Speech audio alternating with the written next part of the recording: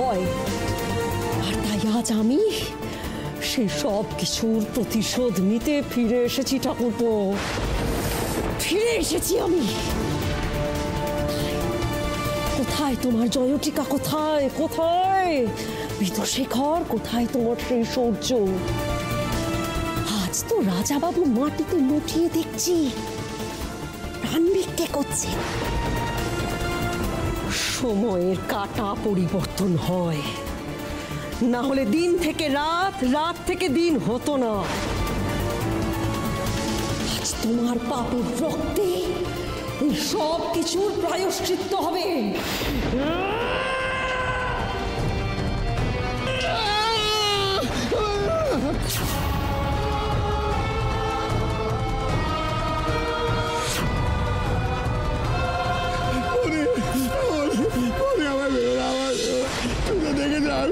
আমি আমাদেরকে কত ভালোবাসি, কত যত্ন করি। তোমরা সবাই মিলে আমাকে ভাবছো আমি পাপি। তো পাপেরও তো প্রায়শ্চিত্ত হয় বৌদি। আমাকে একবার পাপের প্রায়শ্চিত্ত করে ভালো মানুষ হতো না বৌদি। আমি তোমার কাছে ক্ষমা চাইছি, আমাকে বেরো।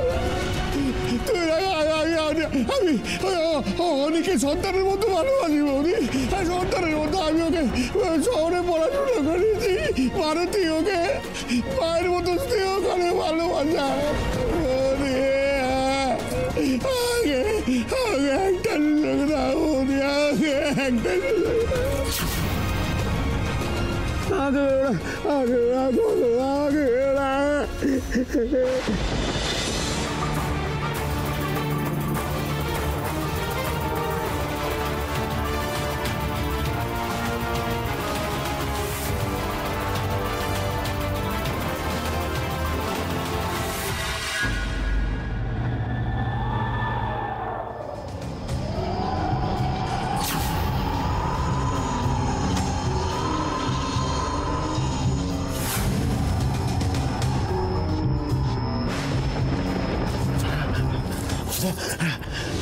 বৌদি, বৌদি কোথায়?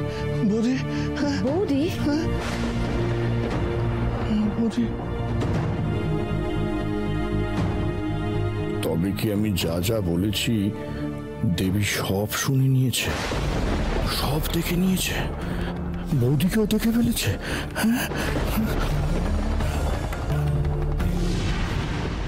আমি তো তখন থেকে আপনাকেই দেখছি, আপনার কথাই শুনছি। কি শুনছো? আমি কিচ্ছু বলিনি, ওগুলো কিচ্ছু না।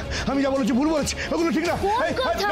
আমি যেই কথাগুলো অন্য কাউকে বলেছি সেই কথা অন্য কাউকে। আপনি কোন কথার কথা বলছেন? কোন কথা? যেগুলো বললাম ওগুলো বললাম। আমি তো আপনার চিৎকার শুনে এখানে এসেছি। অত জোরে চিৎকার কেন করলেন? আপনাকে মাটিতে পড়ে থাকতে দেখে আমি তো ভেবেছি আপনার কিছু একটা হয়েছে।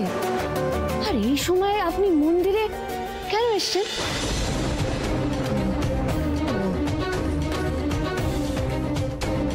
ও, তার মানে তুমি কিছু শোনোনি? কোন কথা শোনার কথা বলছেন? স্পষ্ট করে বলুন না। না, এই যাত্রা বেঁচে গেছে। দেবীর কানে সব কথা যায়নি। শুনে ফেললে মহা সর্বনাশ হয়ে যেত।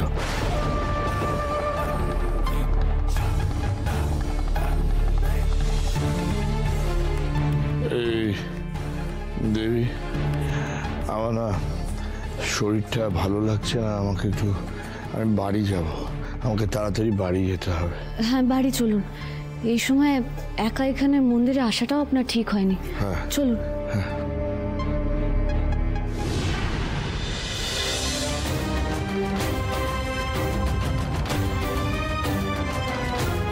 আমি যা যা শুনলাম সব কি ঠিক শুনলাম?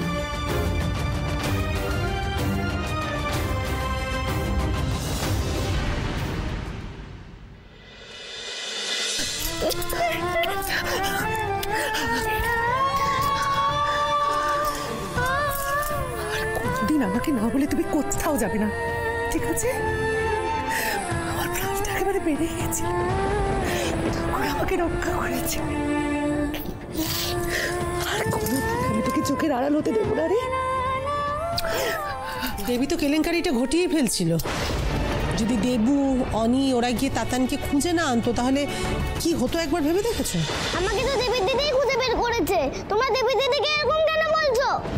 তাতান, তাতান, দেবীর নামটা তোমার মুখে আর যেন কোনো দিন না শুনি, হ্যাঁ? আর কখনো ওর কাছে ঘেঁষবে না, মনে থাকবে? আচ্ছা দেবী কোথায়? হ্যাঁ, দেবীকে তো আমি উপরে খুঁজলাম, ওর উপরে নেই, ইনফ্যাক্ট বাড়িতে কোথাও নেই। কোথায় গেছো? তো আমরা কি সবাই মিলে আনন্দে নাচবো বিদে হলো বলে, নাকি সবাই মিলে শোক পালন করব যে দেবীকে পাওয়া যাচ্ছে না? তো বুঝতে পারছি এখনো তুই ওই মেয়েটাকে নিয়ে এত চিন্তা করছিস। সেন, সম্মান দিলে তবে সম্মান পাওয়া যায়। দেবী যাই করুক না কেন, ও তোর বৌদি, ভেবে চিন্তে কথা বল।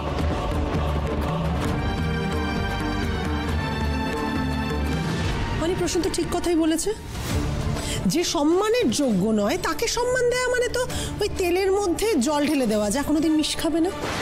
রমা, বাচ্চা ছেলেটা ভালোভাবে বাড়ি ফিরেছে, এটাই কি যথেষ্ট নয়? দেবীকে দুষলে কি তোমার বাড়তি কিছু লাভ হবে? হবে না তোমার? দেবী এখনো ফেরেনি, এটাই চিন্তার।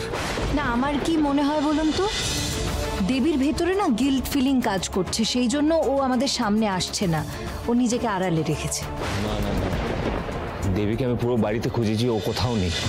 তবে তাতান যে বলল যে দেবী ওকে খুঁজে বের করেছে, তার মানে কি দেবীকে আমরা ওখানে ফেলে এসেছি?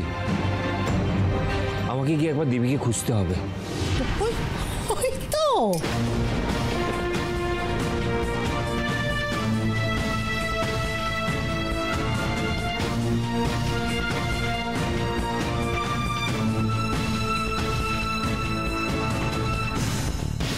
দেবী, তোমার কপালে কি হয়েছে? ও কিছু না। আপদের নাম করা হচ্ছিল আর স্বয়ং আপদ এসে হাজির। দেবী, তোমার তো গুণের ঘাট নেই দেখছি, এতদিন যা চলছিল এবার ডিরেক্টলি বাচ্চাটাকে টার্গেট করলে তুমি। কোন মুখে ফিরে এসছো আবার এ বাড়িতে? কোন মুখে?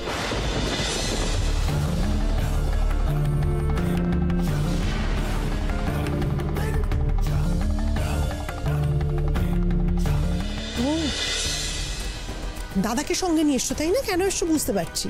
তুমি ভাবছো দাদাকে সঙ্গে নিয়ে এলে তোমার 7 খুন মাফ হয়ে যাবে, তাই তো? মিচকা, তুমি তো সন্ধ্যের পর বেরো না, তুমি এখন কোথায় গেছিলে? মন্দিরে।